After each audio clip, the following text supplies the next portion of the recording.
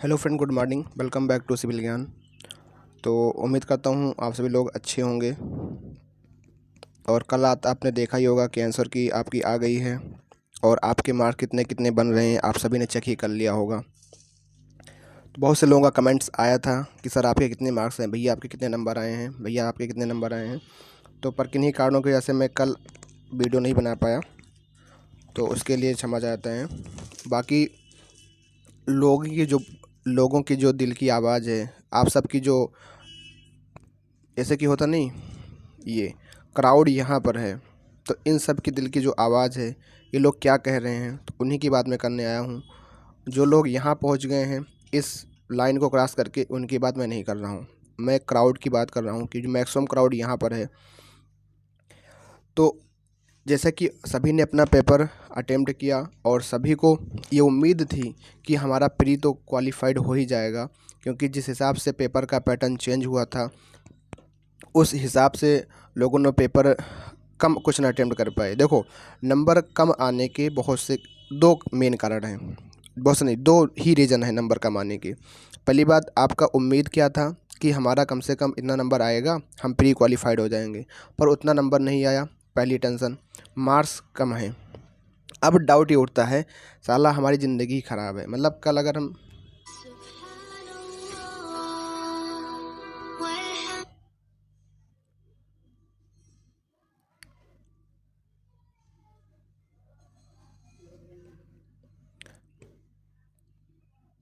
मतलब ये आप सोचते हो कि मेरा ही पढ़ाई तरीका गलत है, पता नहीं मैं क्या पढ़ रहा हूँ क्या नहीं पढ़ रहा हूँ, मुझे ही आप अपने आप को ही गाली दोगे, अपने आप को ही दोष दोगे। फिर आपको लगेगा बस हम तैयारी छोड़ देंगे। सबसे बड़ी बहादुरी इसी में है, तैयारी छोड़ना। आपको ये लगेगा।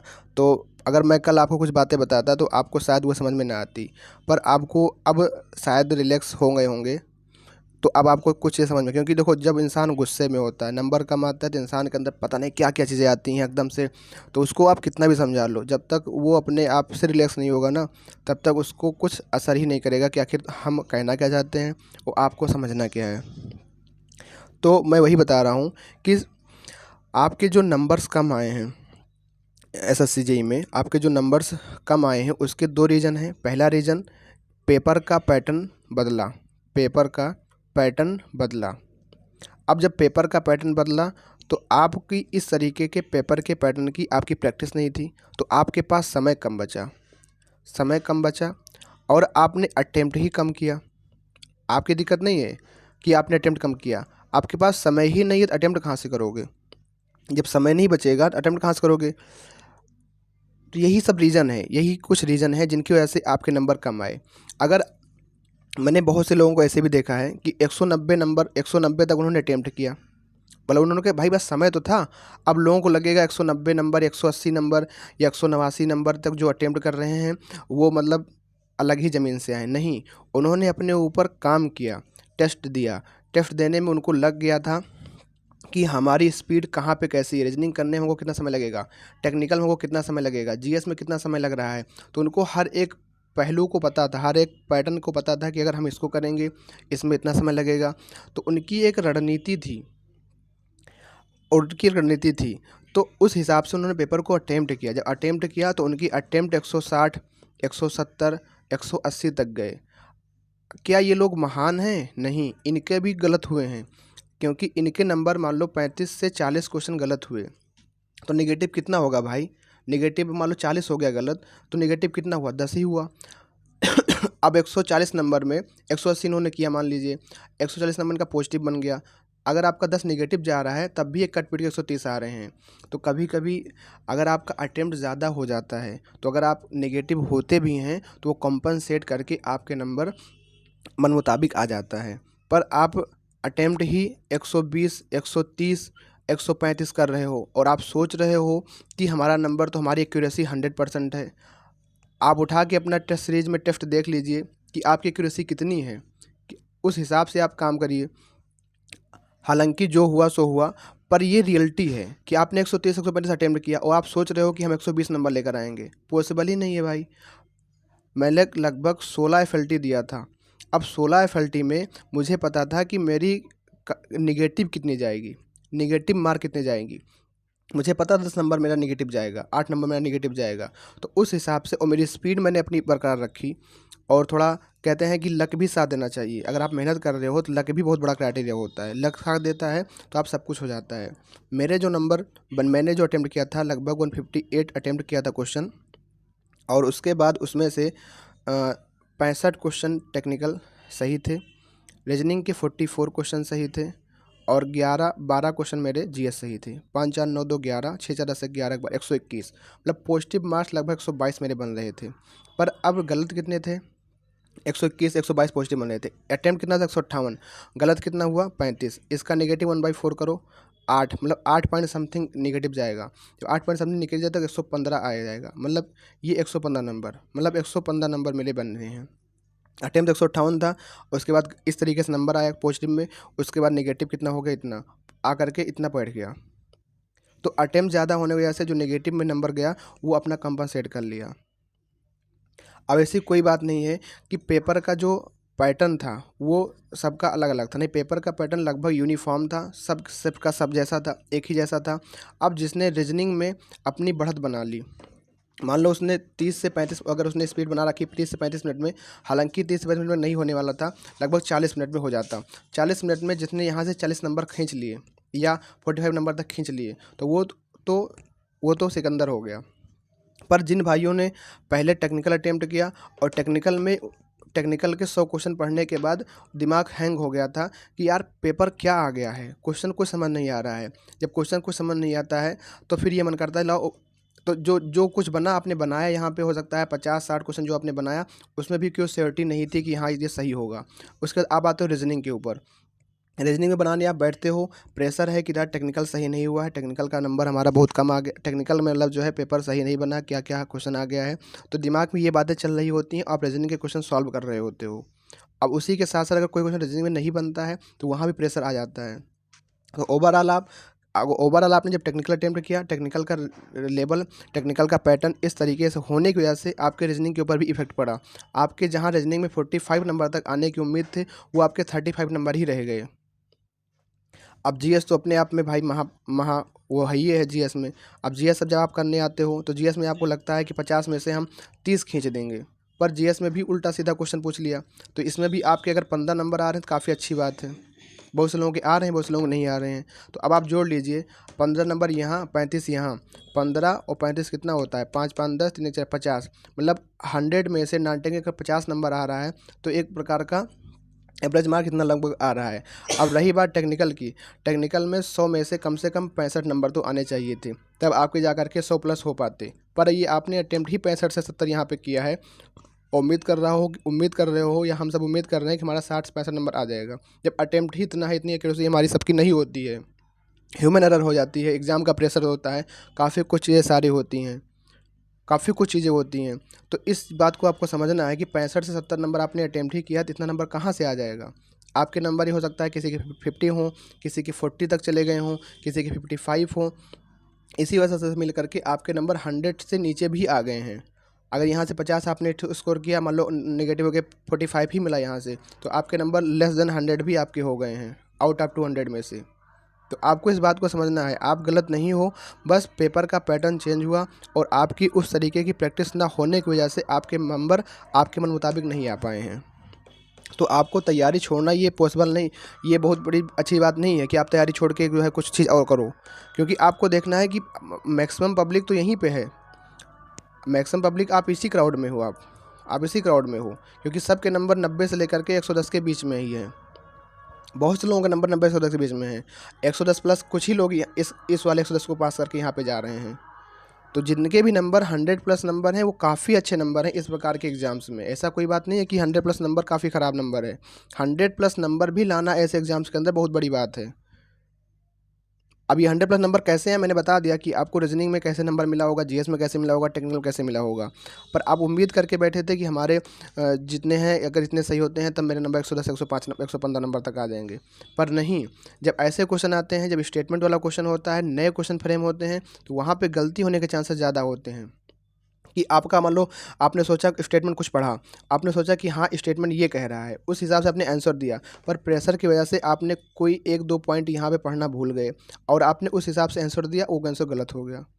तो ऐसे ही बहुत से लोगों के नंबर गलत हुए हैं। नेगेटिव टेक्निकल में तो बहुत ज़्यादा नंबर लोगों के गलत हुए हैं। रीजनिंग में तो मानता हूँ, रीजनिंग में मान लो ज़्यादा 4-5 क्वेश्चन ही गलत हुआ होगा लोगों का, अगर बहुत ज़्यादा गलत हुआ होगा। बाकी रीजनिंग और जीएस में लोग उतना नंबर नहीं गलत करते जितना टेक्निकल में गलत हो जाता है जब ऐसा पेपर आता है।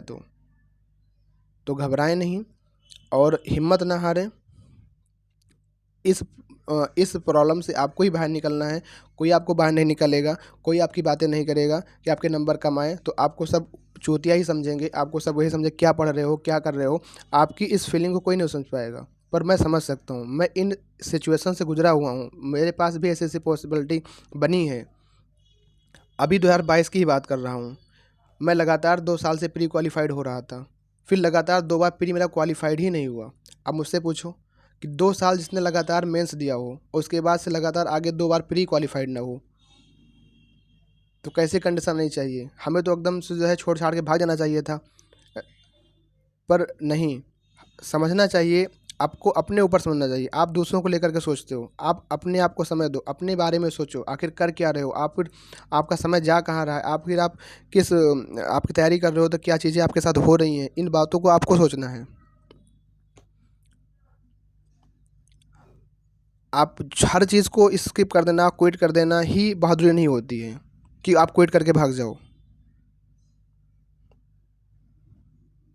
फिर उसके बाद अभी इस बार 2023 में जब हुआ, तो जब मेरी इवनिंग शिफ्ट पड़ी थी तो मैं काफ़ी परेशान हो गया था कि यार फिर इस बार कहीं वही ना हो जाए। क्योंकि आप सबको पता होगा कि 15 की जो नवंबर में जब पेपर हुआ था 22 में, इवनिंग शिफ्ट कितनी खतरनाक थी। जब शिफ्ट मैंने देखी तो मेरे तो होश उड़ गए कि लग रहा है इस बार भी नहीं हो पाएगा। पर एसएससी ने क्या किया कि सारी शिफ्टों को एक जैसा बना दिया। अगर यही मेरी अभी 15 की जो 10 की शिफ्ट हुई, अगर ये इवनिंग वाली शिफ्ट ही मेरी अगर हार्ड बन गई होती, बाकी इजी बन गई होती, तो मेरे बारे में कौन बात करता? कोई ना कहता, क्योंकि सब लोग अपने अपने सुनते हैं। पर नहीं, मुझे ऐसा नहीं करना। मुझे आप सब के लोगों के बारे में बात करनी है। आप सबकी मुझे चिंता है कि आप साल साल मेहनत करते हो, लगातार मेहनत करते हो, उसके बाद भी आपका आउटपुट जब नहीं निकल के आता है, तब आप बहुत घबरा जाते हो कि आखिर हम आपको छोड़ना चाहिए, या हमारी प्रिपरेशन अब नहीं है, या हमारे बस की नहीं है, हमारी हिम्मत नहीं है। आप छोड़ के भागने लगते हो। छोड़ के भाग देना मैदान को बहुत बड़ी बहादुरी नहीं होती है। हो सकता है कि आप बोलोगे मुझे कि भैया हमारी सिचुएशन ऐसी नहीं है, हम तो बहुत गरीब हैं, हमारे पास इकोनॉमी प्रॉब्लम है, हमारे पास हम सबसे घर के बड़े हैं। बहुत सारी बहाने का बहुत सारी चीज़ें हो सकती हैं, पर अगर आपको करना है तो आप लग के कर सकते हो। इससे पहले सचिन ने अपना पेपर इस तरीके से कभी नहीं सेट किया था जिस बार इस बार सेट किया है। तो इस बात को समझो, आपके पास एक एक्सपीरियंस मिला है, एक अनुभव मिला है कि हाँ, सबसे अगर वोट्स से वोट्स कंडीशन आएगी, सबसे ख़राब से ख़राब कंडीशन आएगी, तो एसएससी इस तरीके से पेपर को पैटर्न नहीं सेट करेगा। इससे ख़राब तो जाएगा ही नहीं वो। तो आपने अब उस वर्स्ट कंडीशन में भी अच्छा परफॉर्म किया है। इस बात को समझते हुए आप फिर से एक बार प्रिपरेशन करो। और बाकी जो लोग अभी 1 या 2 साल तैयारी करते हुए, वो तो बिल्कुल ना घबराएं, क्योंकि उनको तो स्टार्टिंग में ही मालूम पड़ गया कि एसएससी की ख़राब कंडीशन क्या होती है।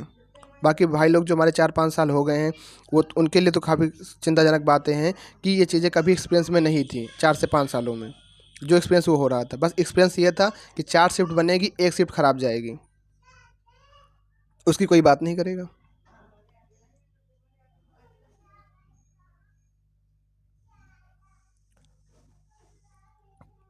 इस बात को आपको ही समझना है और आपको ही निर्णय लेना है, क्योंकि आपकी लाइफ है, आपको ही बेहतर करना है। आपने ही अपने माँ बाप को सपना दिखाया है कि हमको जो है यहाँ तक एक हम जॉब लेकर आएंगे। आप यहाँ से छोड़ के भाग जाओगे, क्या उनका सपना होगा, क्या आपके सपने होंगे? क्या आप मुँह दिखाओगे कि हाँ, आपने जो एक संकल्प लिया था कि हमको जेई बनना है, उसको भी छोड़ के तुम भाग गए? लोग तुम पर कैसे विश्वास करेंगे? क्या तुम्हारे बारे में सोचेंगे?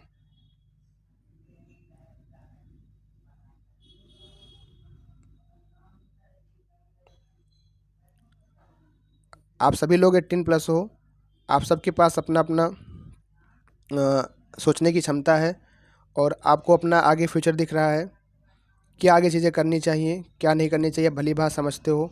मानता हूँ कंपटीशन बहुत ज़्यादा है, पर कोई चीज़ मुश्किल नहीं है।